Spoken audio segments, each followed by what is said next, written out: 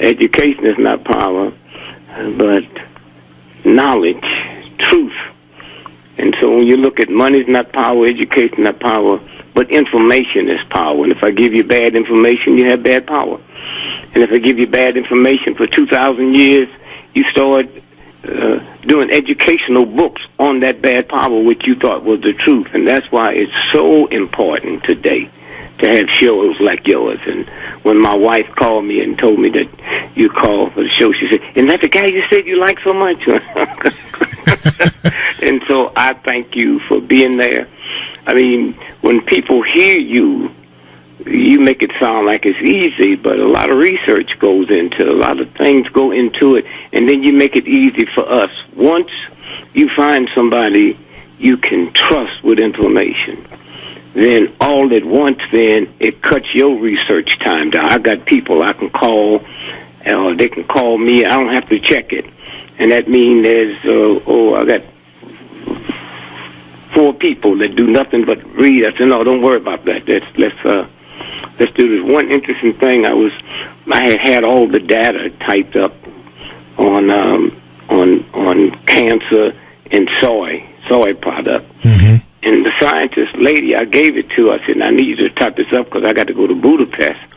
And they know soy causes cancer. Mm. And so my stuff got to be, And see, the interesting thing, when you're around your peers, you don't have to worry about them asking what we call stupid. It's not stupid for my mother to ask it because she don't know. My mother did not know that King James was King of England. She did not know that he was such a weird, strange homosexual. Mm-hmm. He killed his mother. That's how bad he hated women. Right. And his lover was Lord Buckingham, which Buckingham Palace was named after. So when you got meetings you go to where everybody there got information and they just there to refine it, to tune it up, to refresh. And so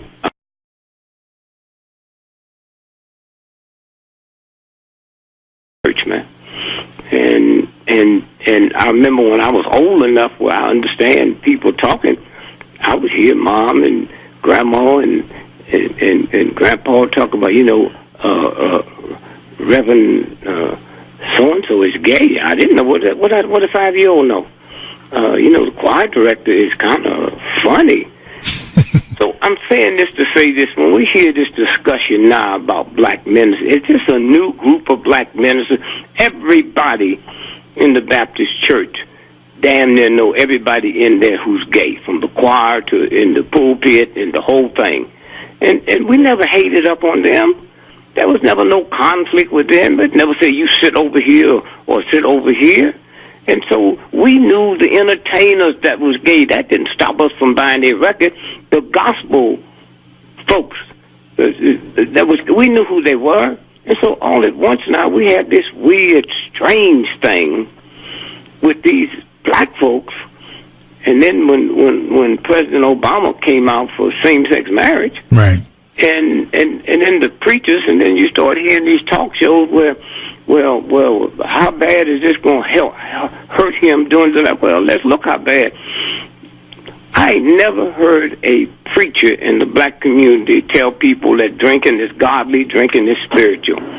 I've never had them tell you to go out and get a drink. And yet, if you go through the African-American community, you see taverns, liquor stores. So how is it that the preacher have never said, go have a drink, go get drunk? And so then we think that, I say, well, who's listening? If they preach against whiskey and alcohol and all of that, and it still happens, so now what all it wants is we worried about this powerful voice. And so when you have shows like this that elevate, now my grandmother would listen to this if she was alive, and there's a whole lot of things, but certain things feel good to them.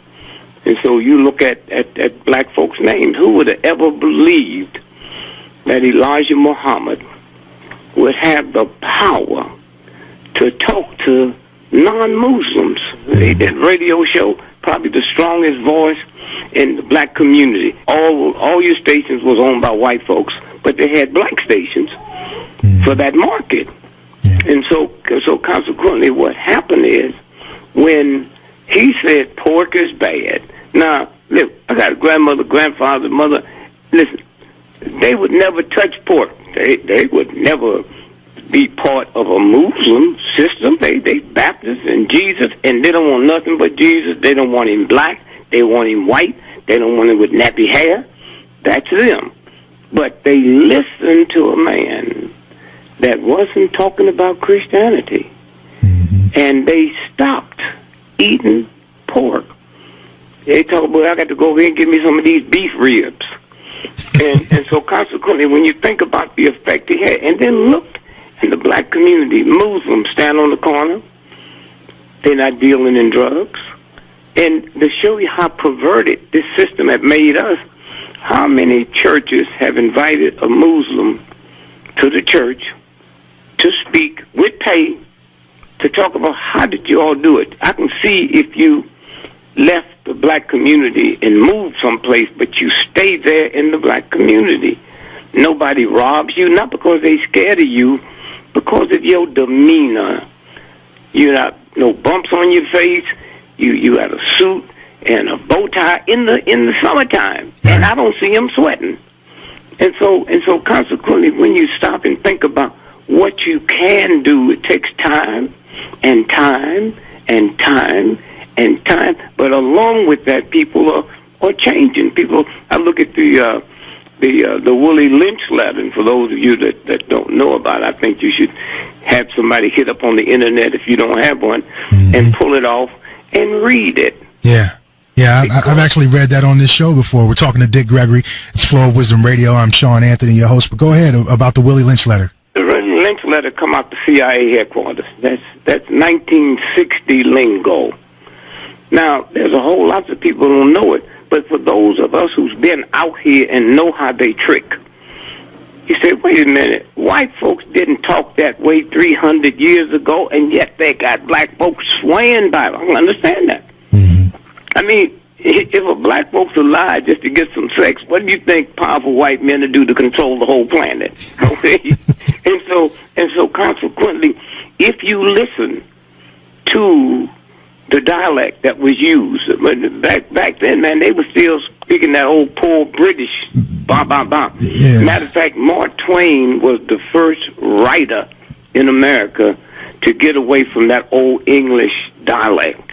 And I'm not talking about ignorant poor. I'm talking about the dialect of Britain. And so when you stop and think about, how the whole piece is put together, and then, but over and over and over, I was with a minister this Sunday. I was speaking at the church, and I was saying, that when people talk about different things in religion, well, how few people, my grandmother couldn't even understand that the pagans were celebrating Christmas and Easter 3,000 years before Jesus Christ was born.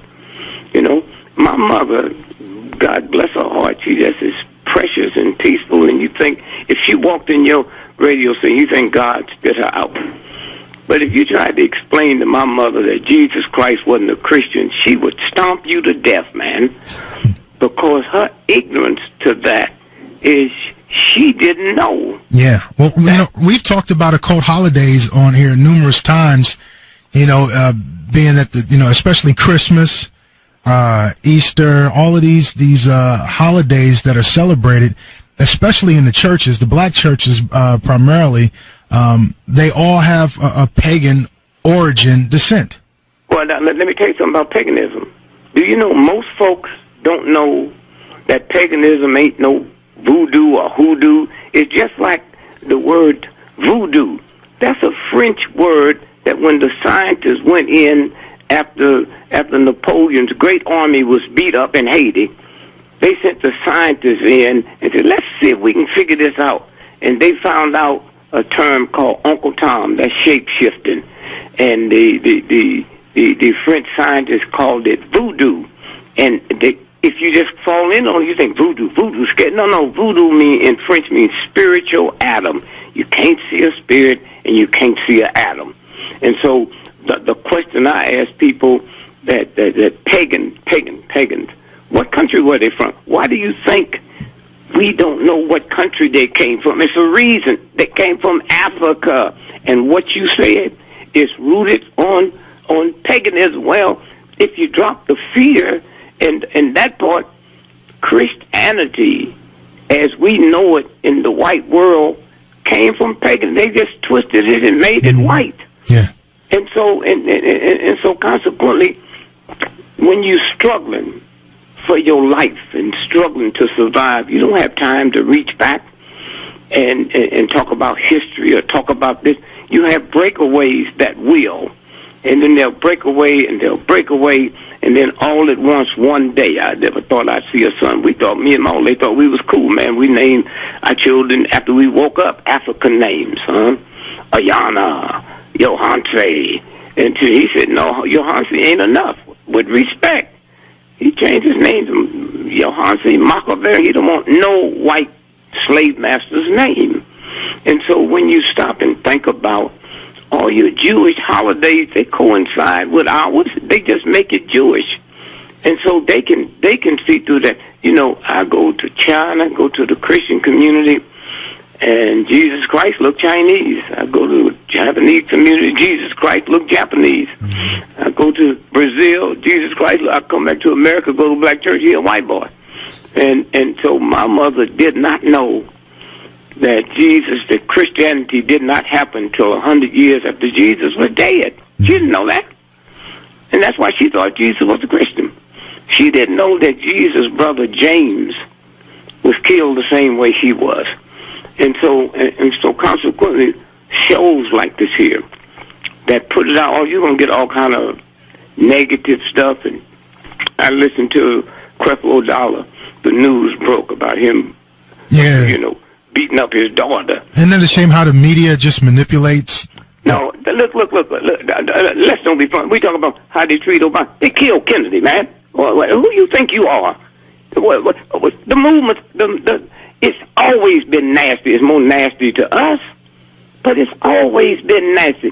For instance, the Secretary of Commerce that had the accident out in California last week, why wouldn't you think he was drunk? If it would have been Romney, you'd have thought he was drinking. I'm not talking about you people. See, you slant it the way you want to slant it. That's what this old tricky government's about. How you think Hitler slipped up on them people? So why are you going to check out no good racist system and expect anything good out of it? And so consequently, when you look at Pepper first, his daughter called. Now, and then his oldest daughter backed her up.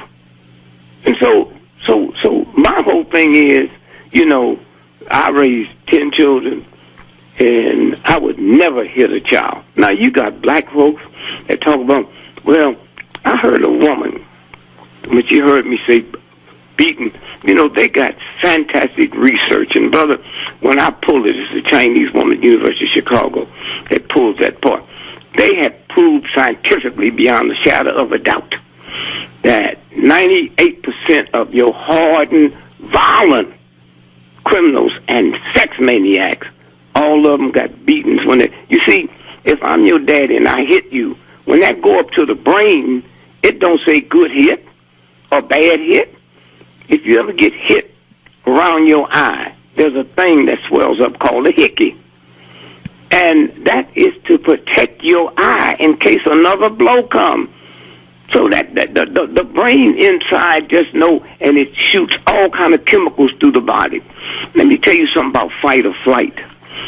In the old days, it still happens now, but when there wasn't no houses and no cops and just trees and stuff, and like 5,000-10,000 years ago before, you hear something go, ah, and the brain know that's a tiger.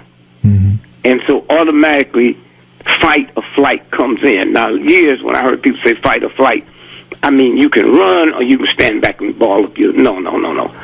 Flight means get out of here. You hear an explosion. Fight means there's an old woman or a child up there, let me go in and get them. It got nothing to do with you putting up your dukes, hitting somebody. And so consequently, when fight or flight takes over, your blood thickens. Why? In case you get bit. It'll take you longer to bleed to death. It throws hormones into the body. What do those hormones do? It protects the blood flow. So your hairs stand up on your head. That's your antennas, so you can look taller to that animal. And that's what goes on. And it don't happen for this person, don't happen for this person. And so consequently, when they sit around, it's like, for instance, thousands of people and got off death row because of DNA. Well, do you think DNA was here the first day the universe put together with human beings? We just reached the level where we can go in and actually detect it. And detect it. Fingerprints been here since we've been here. We just got to the point. You know how long it was before humans didn't know there's no two people. It's 9 billion some people on this planet. There's not two of them ever been alike, never. Ever will be alike. Yep. There's never two snowflakes that's alike. There's never two tree leaves that's alike. So when you understand this whole universal piece, and now we just coming in to the consciousness where we can look at it and deal with it. And so shows like yours raise that level. It's like I was in the kindergarten. If you tried to teach me trigonometry before you taught me arithmetic, you do me a disservice, step by step by step. And I just say thank you for your type of show to put that information out there. And then there's a whole lot of folks, man, that might not never call. They sit home and they listen. I was telling the Baptist church where I was speaking last Sunday, I said, if you want young folks to read the Bible, all you got to do is get you a rap group. I'm not talking no big rap group. And let them rap the Bible. Not only will they hear, in a week they have memorized the whole Bible. That's right. And so the rhythm have changed, and we don't seem to understand that. What used to go. So when I'm listening to people call in about Creflo and the incident, they say, well, look, can't no government tell me what to do. Man, I started hearing them old Negro-hating white folks during the old days after slavery. These are my Negroes. You can't tell me what to do. Oh, son, the law have changed. No, the law have changed. I'll lynch them. I ain't never went to jail. No, the law have changed. They don't, and black folk don't seem to understand. This is a new day today. When I was a little boy, the white man to jump on 2 cops, raped 2 sisters, and all the black people, you lucky he didn't kill you. Oh, do you know there's 5 cities in America that in a 4-year period they paid out $2.5 billion for police brutality cases? Yeah. Do you know it was a time that we're all going to Washington, to New York for Al Sharpton's rally against police brutality? And do you know the cop just got indicted? There was a time you didn't have to worry about that. When Medgar Evers was killed, I was with him a week before, and I could feel, I just thought we was going to die that night. Mr. Gregory, let me just interject. By the way, if you're just tuning in, we're talking to the great Dick Gregory.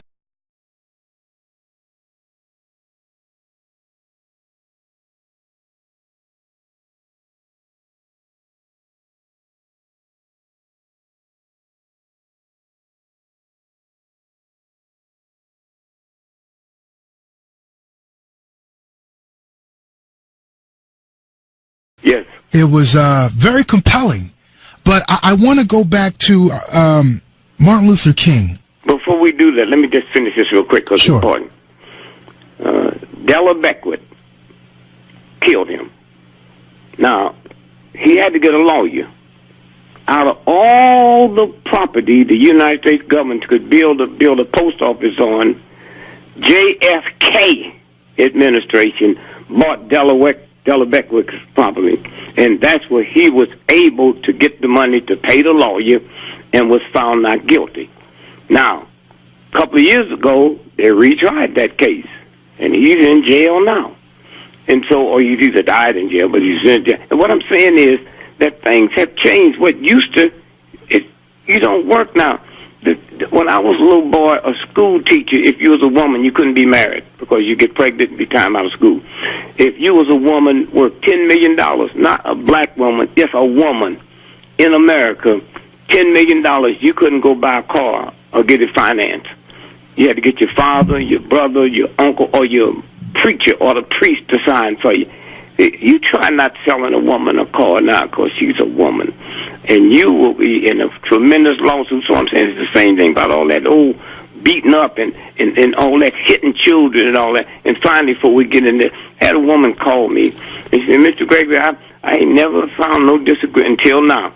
See, let me tell you something. My daughter is 20 years old, and she just went to college, and I would beat her with the strap or whatever if she got out of line. And said, Mr. Gregory, she called me 2 weeks ago and said, Mom, I just want to thank you for all the whoopings you gave me. You made me a better person. I said, Miss, may I say something to you as a father, as a parent? She lived with you 20 years, then she went to college. So one day get a piece of paper and write down 20 years, and then write down 364 days, and then multiply that by 20. And you see how many days she lived with you. And then she eat 3 meals a day, multiply that by 3. Now that's how many meals you have fed her. Has she ever called you up and say, thanks for the food you gave me? Are you out your mind? Somebody gonna call you and thanks for a beating, but not thank you for the clothes you bought me, for the birthday things. But that's the craziness that exists. You deal any way you want to deal with it. Any way you want to deal with it. If whoopings was good, you just have to do it one time. That's why killing is fine. You kill somebody, you have to kill them twice. How come people that you spank, you keep spanking and keep spanking? That's the universe saying it's not working. Try something else. All right, we're talking to Dick Gregory. This is Flow of Wisdom Radio. Sean Anthony, your host. Talk about, just give us a story to my listeners about Martin Luther King. The type of man he was. Behind the scenes, something that we may not know. Let me say this. Martin Luther King, my second language is profanity. You never hear it when I'm on the stage. Right. and Martin called me one day and said, Dick, I need to talk to you, but could you wait till everybody's in bed? We're down in Alabama with a big battle. And I said, yeah, and I thought he was going to call me down there to tell me, and then you can't cuss these white folks out like that and say the things you say. And so I was ready to hear him. I get there, and he says, I'm sorry to bother you this late at night, but I just wanted you and I to talk. What's the mafia? It's a man that changed the whole world.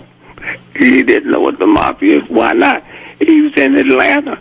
Ain't no mafia in Atlanta.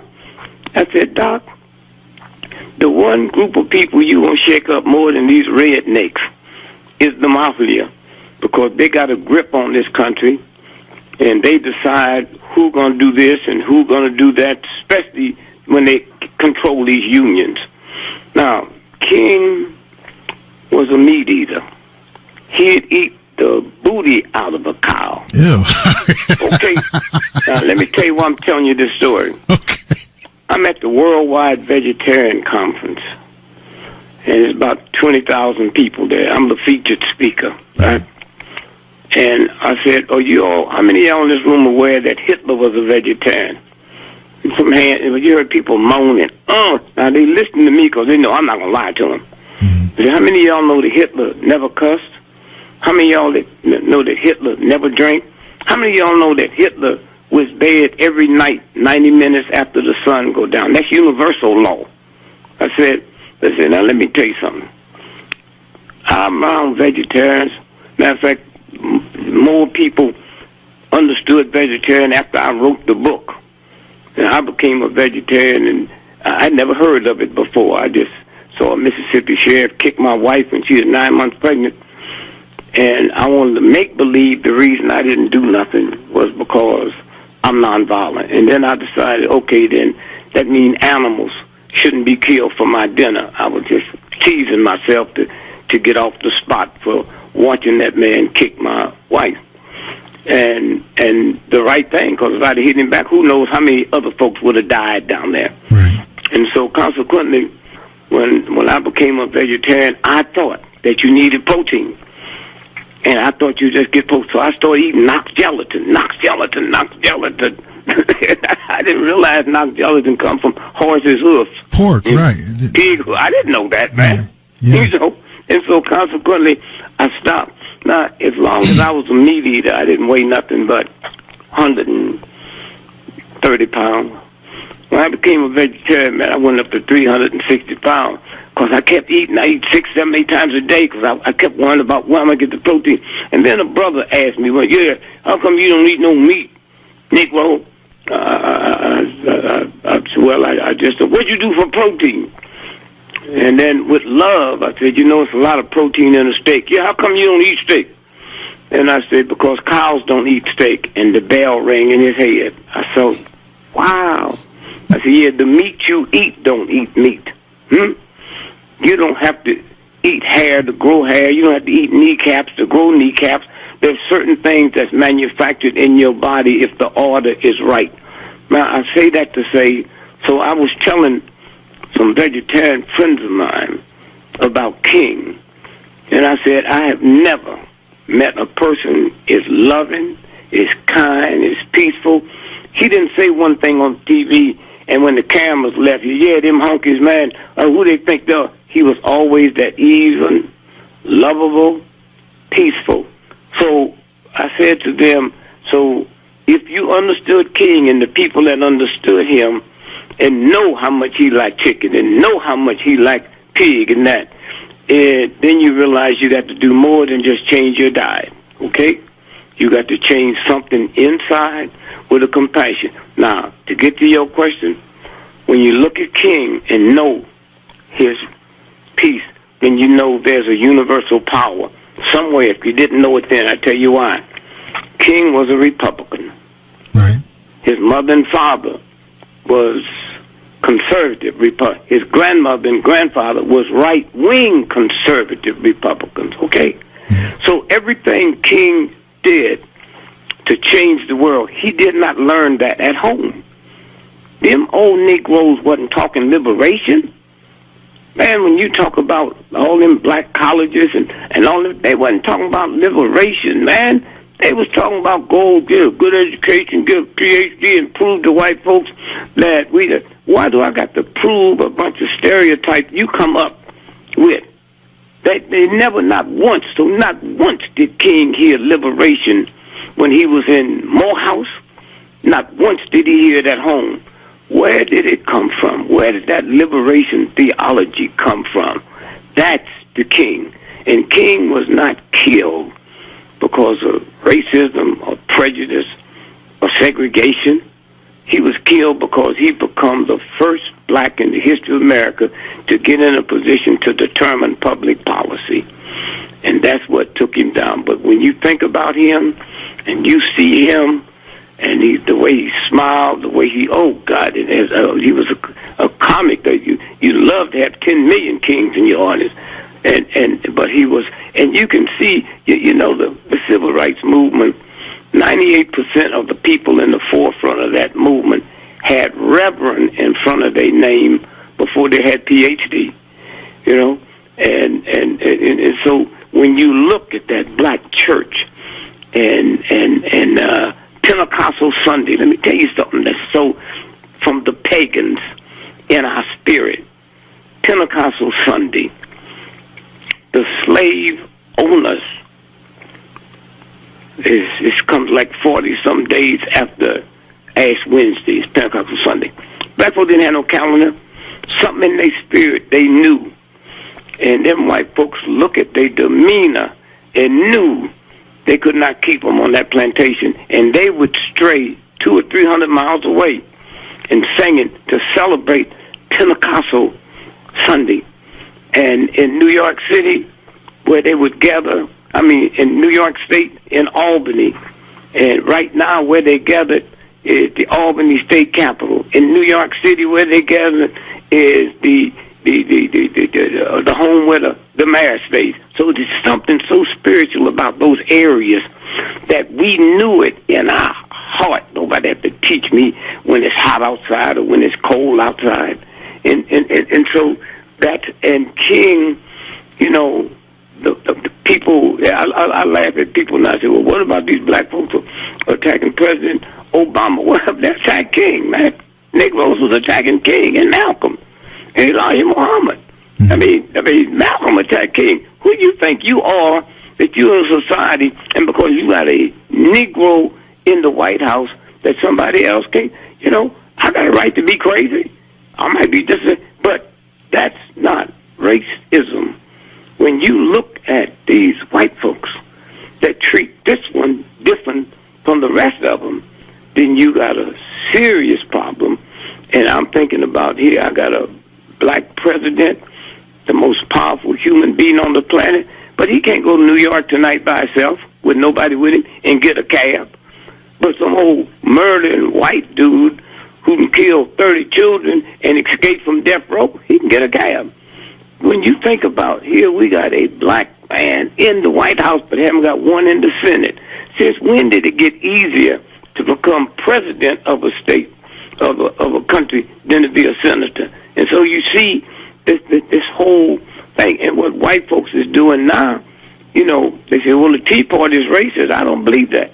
I mean, if they're racist now, they was racist before they was the Tea Party. And if you look at all of the news now that's coming out, you got that minister down in Florida that hanged the president. Well, when the Secret Service, they said they was going to, well, that should have been allowed, because here's a man with power. When he speaks, people talk. And he got the president up there hanged. And somebody, I mean, maybe we got to say it's your right to do whatever you want to do. But when you're talking about the president and you're talking about how you can create incidents where somebody can shoot him or whatever, and so King pulled off something that never been happened before. He took a group of people, and remember, we didn't have 10% of the American black folks with us when we were there. You know what it's like, man, to be in Mississippi and somebody call your house that you stay in and said, we're going to come by there and blow up this house. We'd be there in 10 minutes, and you can't call the police or the FBI because they're probably the ones that made the call. Right. On the march from Selma to Montgomery, when we got there and it was over and we was all going back to the airport to get out of there. Not scared. The mission was accomplished. And Mrs. LaRusso was shot that day. And now we know there was 3 FBI agents in the car when that white boy pulled the trigger. Well, the answer is, well, we was undercover. And undercover, we don't get involved in stopping the crime. We just gathering information. Wow. We're talking...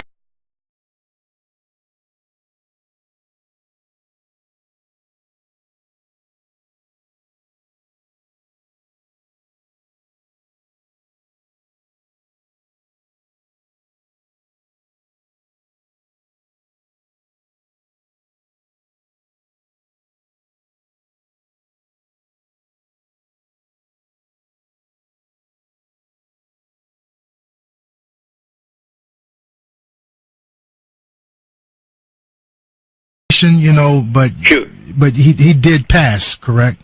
Yeah, he died. And some people think it wasn't just a normal death. Right. I haven't slowed up the research because he's dead now. And but he reached an altogether different person. He had an audience out there and a following out there that loved him. And normally that group of individuals that followed him wouldn't have got the information no place else. You can't get it from NBC or CBS or none of that. Mm-hmm. And so he was there, and he paid a price. He was a whole lot of radio shows he wasn't able to do. I mean, black radio shows he wasn't able to do. Now, and I'm sorry. The reason why I brought that up, one of the things that he mentioned during the interview was we spoke about Dave Chappelle, the comedian, and when he got offered this big sum of money, and he turned it down and fled to Africa. No, he didn't. No, he didn't. Okay. No, he didn't. Well, my point, I want you to respond to that, but my point for bringing it up, Mr. Coakley, Steve Coakley said that he was actually with you at some point or something like that. No, what happened is this. David Chappelle had one of the brilliant minds. See, there's no money in comedy. The money is in writing, okay? Ed Weinberger, who started off writing for me, and he developed into one of the fine writers. He's the one. If you look at the Bill Cosby show, you see it created by Ed Weinberger. If Bill Cosby's made $1 billion, which he have, Ed Weinberger have made $10 billion. The money is in writing. And so David Chappelle went to school in Washington, D.C. He went to the Duke Ellington School of the Fine Arts. And a white dude, they grew up together. They developed all kinds of good projects and stuff. And that's when he hit, him and this white dude, was the writers. Well, TV network don't tolerate that. But he was so good, they had to figure a way around it. But they had to let him do, because the money they was making on him and the whole, I mean, he was getting hate mail, but that's America. But all at once now, he signed a $50 million contract. That $50 million contract, most of that was for writing. What he didn't know in that contract that he had signed to bring on about 20 other writers. And what hurt him so bad is this white dude that they'd been friends. He carried him all the way down the road, had switched over, and that hurt him bad. When I talked to him, it was a New York Times reporter interviewing me, and I had never met him. And I said, well, he said he's going to South Africa to talk to him. I said, well, would you give him my number and tell him to call me? And then he called me, and then we become very, very good friends, you know, talking friends. And the hurt, most folk don't know that story that I just said, but that's what that was about. You see, when you hit white supremacy, Bill Cosby, see, most folk don't understand white supremacy. White supremacy is not Ku Klux Klan or white citizens. White supremacy is the high. I remember I used to hear my mother say the problem is these old redneck, Negro-hating white folks can't read or write. And one day I pulled my brother to the side and I said, do you believe, she really believes that type of white boy determines public policy? Now, I didn't know it at that time like I know now. My problem is the president of General Motors and AT&T and Boeing Aircraft and Harvard and Yale. That's the problem. Those are the ones that determine public policy. And so consequently, when you stop and think about that, Bill Cosby didn't understand white supremacy, because Bill Cosby said, I want to buy NBC, and NBC was for sale. And he had the credentials and the money and the credit worthiness to get it. Right. And that's all at once. He said, what? And then all at once his son come up. Now let's look at his son's death. His son was driving on the highway in California, okay? He has a flat tire, okay? He comes off and they say he get robbed. Man, in the old stagecoach days, you could stand out there, Wells Fargo, with the horses and rob them. Who in their right mind going to be on the highway to rob somebody in a car? So all at once, that car got a flat tire, and it came off the highway. And he called this white woman that showed up to help him change the flat. She had on a mink coat, a mini skirt, and high heel shoes. So that sounds like, now what Bill Cosby knows that few people know is that was one of the upscales Mercedes, and if you had a flat, you just pushed the button and it changed its own tire, okay? Now they told us that it wasn't robbery. Hello, he had $6,000 cash. They said he had his credit cards and his cell phone. 9 months later, they arrest a Russian immigrant and said he did it. And then when we check it out, we find out that Russian immigrant was in Mexico City that night. I'm just telling you how it works and how they do things and how I dare you. You better behave yourself. For instance, you read where the city council, a bunch of them had to step down, a couple of them, for some criminal activity. Well, in today's Washington Post, they called Councilman Brown arrogant. Well, wait a minute, man. Madoff stole $50 billion. They ain't never called him arrogant. They just wiped out, they say $2 billion. They wiped out about $12 billion with J.P. Morgan Chase. And ain't nobody been arrested. Nobody been investigated. And if you read all you find, they said a mistake. They don't call it theft. They don't know where it is. How do you take that money? You know? And so that's the way the white supremacy. That's why in America, a Negro can never be a racist. And why? Because I can dislike you because you're Irish Catholic. I can dislike you because you're Polish. I can dislike you because you're Jewish. That's prejudice. Prejudice is prejudging. Racism is the ability to control somebody else's fate and destiny. And I don't care how bad one might hate white folks, we do not have the power to see to it their children go to a bad school. We do not have the power to see to it that they get brutalized by the police. We don't have the power to see to it they can live in bad neighborhoods, run-down neighborhoods, and nothing they can do about it.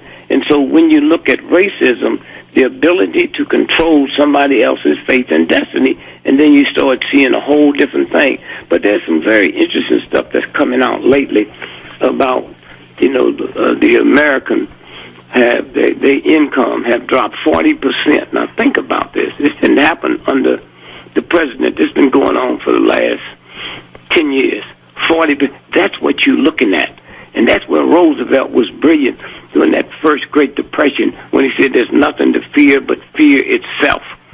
If you go back and hear about Hitler and them Nazis, that he didn't just come to power. He lost election after election, and the economy got bad. And I used to always hear how to get a loaf of bread in Germany. You had to take the money to the store in a wheelbarrow. That's how little the money was worth. And then when you had that white mentality, there's a lot of things you just can't figure out. We're supposed to be. So then you can blame it on. So they blamed it on the Jews. They blamed it on the Jews. This is my problem. And they get away. They didn't blame it on bad management. They didn't blame it on the politicians. Right. So we going through the same thing now. Yeah, it seems like it's the United States is a mirror of, I guess, Germany in the 1930s. Yeah, but there's one difference. The only reason we can't produce a Hitler, we can't produce an honest demagogue. They did. We're talking to Dick Gregory. Let's switch gears again. Dick Gregory, let's talk about chemtrails. I've discussed this on my show numerous times. I've seen some interviews that you've done where you've mentioned it. The artist Prince even said in an interview with Tavis Smiley that he got privy to this information on chemtrails because of you. Yes. Well, first, why would my grandmother or grandfather or my mother, why would they hear anything about chemtrails when they only hear it? They don't even hear them talk about it on NBC or CBS. You don't hear the government talking about it. So you just look up in the skies and you see all them clouds up there. But before I get in that, let me just read this to you. And those of you all want to do the research, Roger Masters, he's of Dartmouth College in Hanover, New Hampshire. And here's what he says, and this never ran American paper. Crime linked to pollution. Oh, polluted water can cause brain damage that turns ordinary people into violent criminals. The researcher Roger Matt. Well, wait a minute now. If this water is so bad, and they keep talking about how the poor folks is failing in this country, I don't have no idea. I could trace this back to water, to polluted water. So consequently, here's scientific data. Polluted water can cause brain damage that turns ordinary people into violent criminals. And then he goes on and he says, New Hampshire, he compared crime figures from the FBI with information on industrial discharge of lead and manganese. Now, lead will run you crazy. Manganese together, you got a piece. So now, listen to me now. information of industrial discharge of lead and manganese. He found a link between pollution levels and murder, assault and robbery. Counties with the highest pollution level have a crime rate triple the nation's average. Now, chemtrails, they mix that stuff together. I looked into one of the planes once. I was privileged and he said, you see these huge, look like oil tanks, oil drums up there, and the tubes coming out, and they mixing the stuff, and they putting it in, and then they put it out, and then they have another system where they can aim it anywhere they want to name it. So at nighttime while we sleep, it's a malt liquor. When you this week, go into a white neighborhood and see if you can buy malt liquor. Why? You can't buy it because it has a thing in it called manganese. And once you get enough manganese, you'll kill mom. And so when you look at, everybody's talking about a couple of weeks ago, bath salts, shootings in Chicago, 30 people dead, and blah, blah, blah, and it never dawned on us.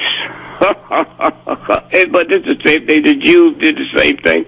Do you realize when the Jews was in them camps, man, there was Germans that would sneak and tell them what they was planning on doing, and they just couldn't believe it. And they would turn the Germans in. The Germans would be killed. And so we look at the same mentality here. We really believe that this crime rate we looking at is black. We really believe that all of this violence we see is black folks. And so when you stop and think about it, I don't know if you followed, not sure you have, about this bath salt. Yeah, well, yeah, that's what I was trying to interject.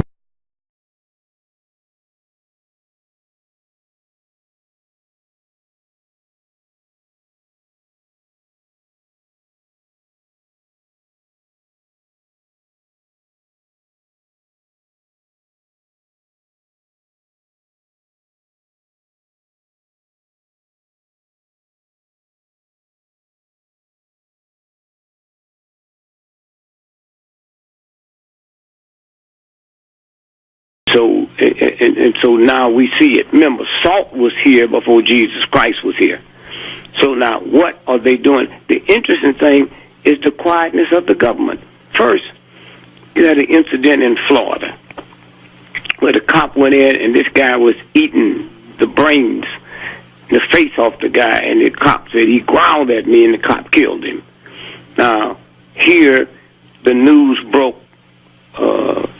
2 students at Morgan State. Right.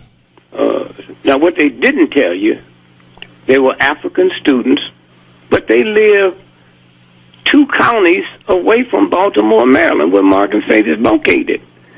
And they weren't at school when this happened. So why are they wanting to say, we're trying to get more information from the school? How come? And then as we start doing the research, we find out it's running rampant in the Marines and in the military. Why? Because the whatever this compound is that they're putting in this bath salt is not detected in the body. Well, the big fear in the military is you got to go take a drug test. This is not detected. And then when we check it out, we find out all but 5 states permit this. 5 states? I mean, you talking about people eating one another? And so how do you know that Al-Qaeda's not doing it? How do you know that Castro's not doing it? Now, I don't believe that. I'm saying, how come this government haven't checked it and stop? Man, if you get some spinach with salmonella, they stop everything. Say, there's salmonella, there's a group of spinach, we're trying to get to the bottom of it. We located it, come from a farm in Colorado. Or if you go to a restaurant tonight and they find out somebody in that restaurant 3 days later had hepatitis C, infectious hepatitis, don't you know they start getting in touch with everybody who's been in that restaurant to make sure you haven't been in contact? You haven't heard nothing about this here, where the government said, we're going to take up the investigation, we're going to get to the bottom of it, we're going to see where this is coming from. And so again, when you stop and think about, now you go back to the early 50s, American CIA have admitted now that they did an experiment in a little village outside of Paris where they put this chemical drug stuff into the wheat that they make their bread with. And the people started hallucinating and thinking they was airplanes and stuff and jumping off mountains trying to fly. Now, this is like, 70 years later they admit that they did it. But I'm saying, if they had that technology back in the 50s and was doing it to white folks... what makes you think they won't do it now? Yep. That's the same thing. It's perfected now. We're talking to the great Dick Gregory, and we ran out of time. But listen, there will be a part